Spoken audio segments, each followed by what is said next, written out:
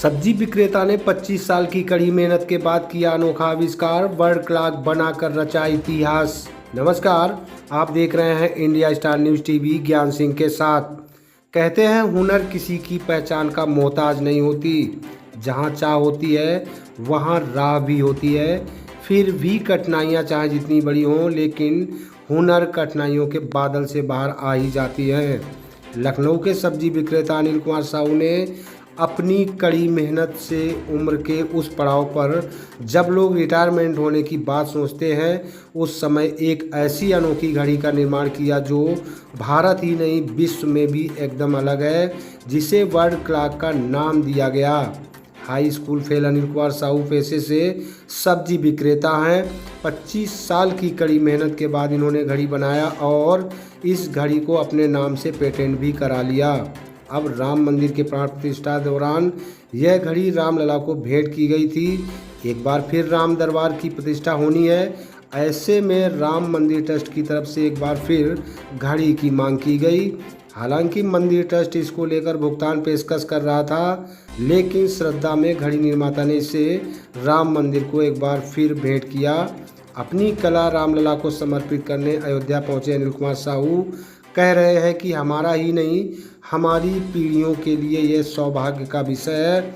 हमारी कला किसी काम आई। हालांकि आज भी सब्जी बेचने का काम अनिल कुमार साहू कर रहे हैं, लेकिन एक घड़ी जो वर्ल्ड क्लॉक के नाम से जानी जाती है, इसको अपने उम्र के उस पड़ाव पर बनाया जब लोग रिटायरमेंट ले लेते हैं। काम और मेहनत के बल पर एक सब्जी विक्रेता के द्वारा बनाई गई घड़ी अनोखी ही नहीं, एकदम अलग है। घड़ी में Bharat, Dubai, Tokyo, Beijing, Moscow city, Singapore और मॉस्को का समय बता रही है। एक घड़ी के निर्माण में लगभग 5,000 रुपये का खर्च आता है, जिसको बनाने के बाद वह अपनी कला को रामलला को समर्पित कर रहे हैं। घड़ी निर्माता अनिल साहू 3 बेटियों के पिता हैं, जिन्हें अच्छी शिक्षा देकर पढ़ा लिखा कर कुछ बनाना चाहते हैं। 2 बेटियां बैंक की तैयारी कर रही हैं, तो एक बेटी बीटीसी कर रही है।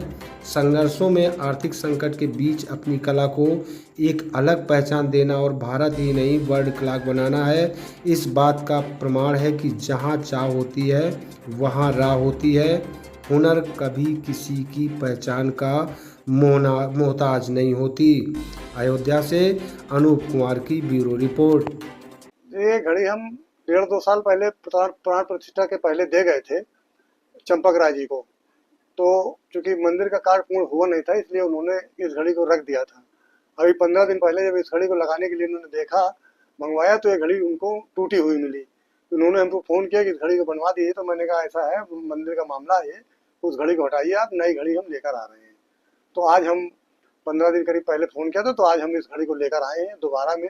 राम मंदिर यज्ञशाला में इस घड़ी को लगाना है, तो इस बार हम अपने हाथ से स्वयं इस घड़ी को राम मंदिर के यज्ञशाला में लगाकर जाएंगे और भगवान के दर्शन करेंगे।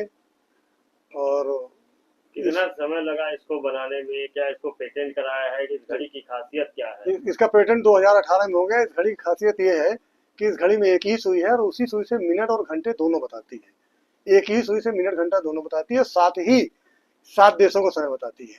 कुल मिला के इस घड़ी में आप देख सकते हैं, ये 7 देशों का समय बता रही है। जैसे कि इंडिया में इस वक्त 11:45 है, ठीक। इंडिया में 11:45 है। तो दुबई में 10:15 है। टोक्यो में 3:15 है। मॉस्को में 9:15 है। बीजिंग और सिंगापुर में 2:15 है। और उसी तरीके मैक्सिको सिटी में 12:15 रात के हैं। इस घड़ी की सबसे एक ही सुई है, वो इसी सुई से मिनट और घंटा दोनों बताती है। पूरी दुनिया में अब तक ऐसी कोई घड़ी नहीं बनी है जो एक सुई से 9 देशों का या 7 देशों का समय बताए। हम इसी डिजाइन से, अभी तो ये हमने 7 देशों को बनाया है, हम इसी डिजाइन से 9 देशों का, यहाँ तक कि पूरी दुनिया के हर देशों के समय घड़ी बता सकते हैं।